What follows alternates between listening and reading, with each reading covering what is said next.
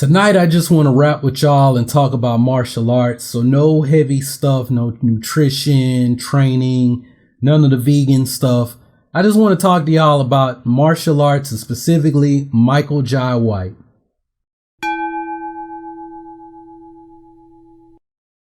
What's up, YouTube? My name is Prince and I'm an urban acolyte. This is my channel, Golden Bell Training, where I talk about martial arts, fitness, nutrition, and stuff that pertains to being a happy, healthy vegan warrior, a plant-strong Jedi, right? So on this particular video, I just want to talk about Michael Jai White. It's really a response to this episode number 302 of WhistleKick Martial Arts Radio that's hosted by Jeremy Lesniak. And he interviewed Kyosa Dennis Campos.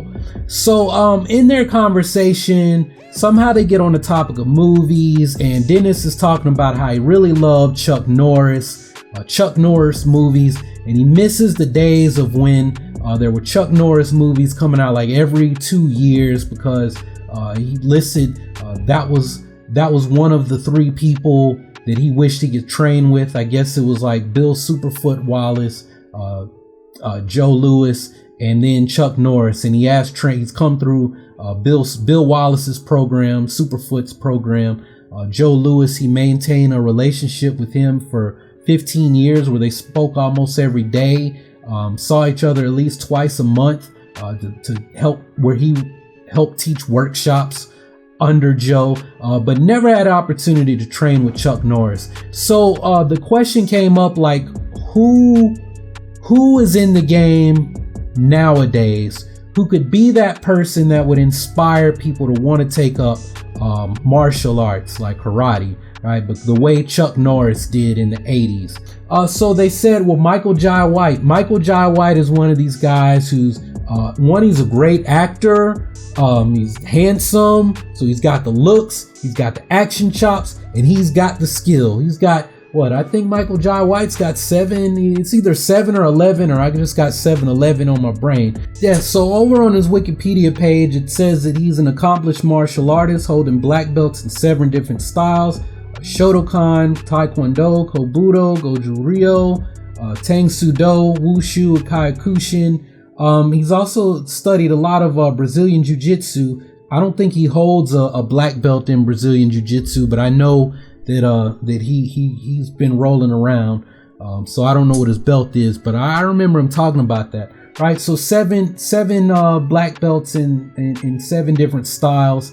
And now Jeremy, and I doubt he'll see this video, but I gotta push back on something he said, because he asked the question, like, why hadn't Michael Jai White crossed over? Why hadn't he been the inspiration that Chuck Norris, like guys like Chuck Norris? And he said if he had been born 20 years earlier, he would have been much bigger than he is now. And I gotta push back on Jeremy. And I don't mean to take things and get racial with them, but Michael Jai White was born in what is his date of birth? 1967. So wow, he's 50. Wow. Oh, he's 50, man. Black don't crack. So now we're pushing him back to 1947. So that would make him 70 now. And I guess he's saying, well, if he had been making movies during the 70s and 80s, he would have been much bigger.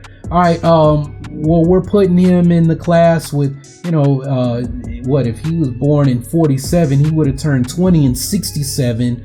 That means he would have been in his early 20s when Bruce Lee was on the scene, right?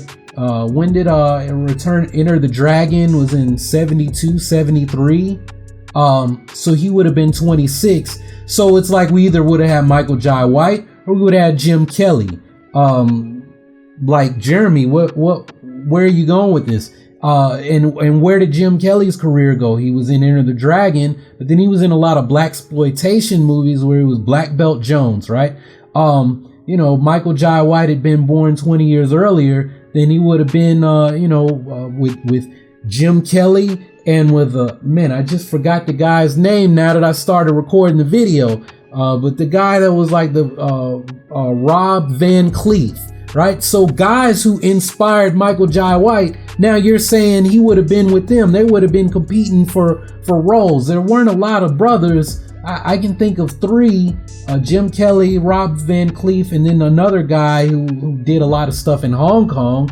Michael Jai White would have had to go to Hong Kong, and then we would, I mean, his movies would have been seen in Black Belt Theater in the 80s. Well, all of these guys were around, those 3 that I just thought of, the one, I can't think of his name, but they were around in the 80s. How come they didn't blow up any more than they did, right? So I'm gonna say no, Jeremy. You're thinking, you're looking at the world through 2018 lenses, and not, because the first thing I said it out loud as I'm walking I was like, no. He was like, I wonder what stopped him from being bigger. I was like, oh, because he's black. I mean, let's be honest, right? And like Jeremy and Kyosa Dennis Campos, is that his name? Like, shame on you guys, because I mean, you're talking about, why aren't there martial arts movies coming out now like they were then? Well, the market isn't there for these movies. Hollywood is not making these movies. They're being made. What did I say? Hollywood is not making these movies, right? They're coming out. They're going to Netflix. They're straight to DVD movies. Look at everything Scott Adkins has been in, where he's the leading character. He's not been in a blockbuster film. But you look at all the Yuri Boyka movies, Undisputed 1, 2. We're up to Undisputed. Well, not 1. That was Ving Rhames and Wesley Snipes. But Undisputed 2 was Michael Jai White and Scott Adkins. Undisputed 3 was Scott Adkins and another guy, right? Undisputed 4, Scott Adkins and this new dude that's on the scene. I can't think of his name off the top of my head, but he's in Amy Johnson's book on how to become a Hollywood stuntman. And there's another one, Amy Johnson. Amy Johnson's doing incredible movies. She's been in blockbuster stuff just like Scott Adkins, but not as the leading character, right? She stunt doubled for Scarlett Johansson, some in the Avengers movies, and for she stunt doubled some scenes as Harley Quinn in man, what's the movie Will Smith, Deadshot? I'm about to call it The Expendables.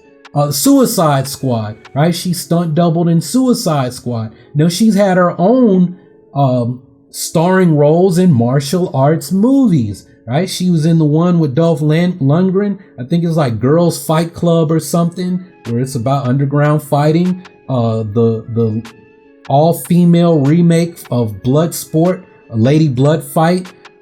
She's in a movie with Scott Adkins and Michael Jai White and Ray.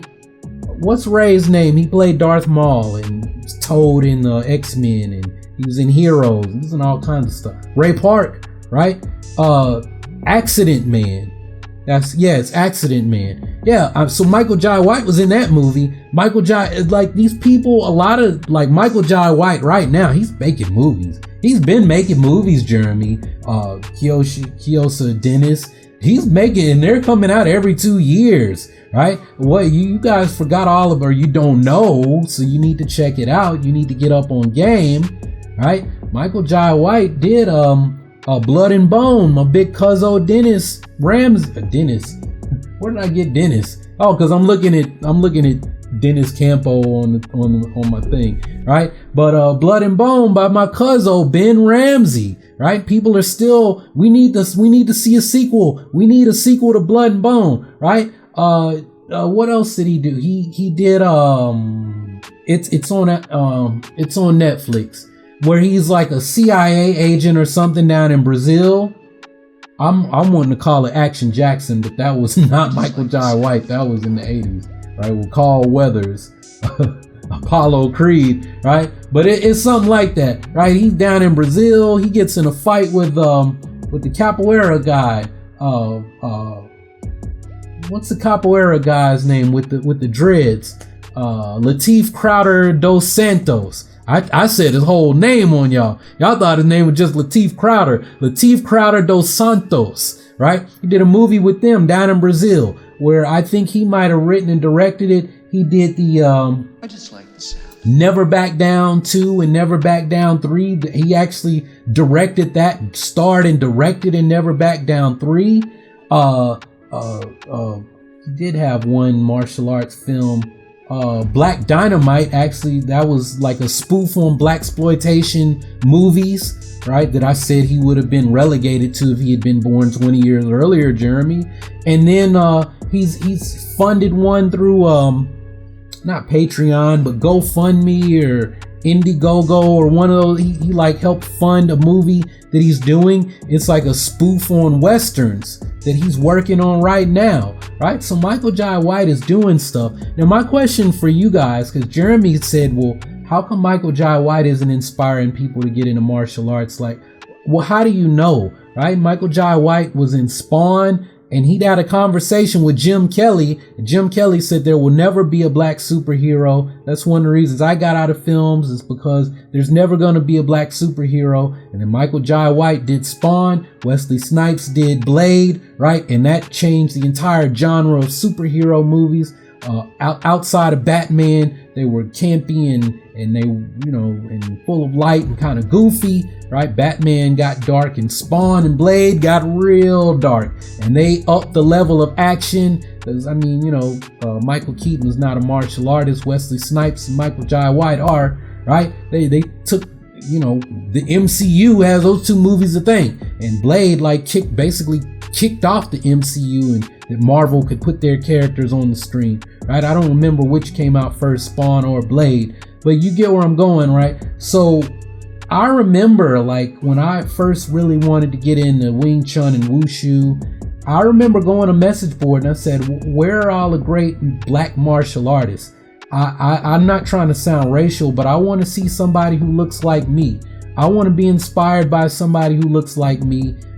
Who's a black martial artist that I can look at and draw inspiration from? And the only person anybody said was Michael Jai White. So Jeremy, I got to push back on you, right? Michael Jai White, I believe he is inspiring people to get into martial arts. People who look for someone who looks like them, someone who represents them. And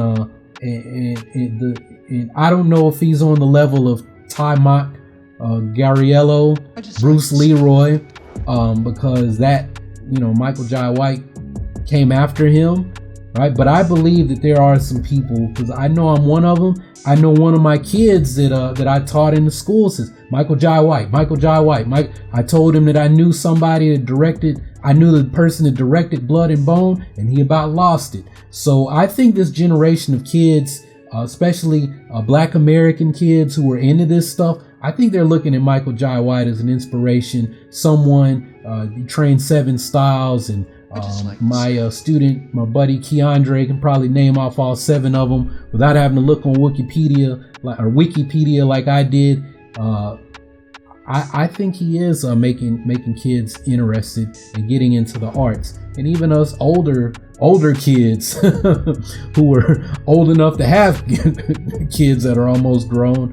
He continues to be an inspiration. But I don't know. Those are my thoughts. What about you guys? Are you fans of Michael Jai White?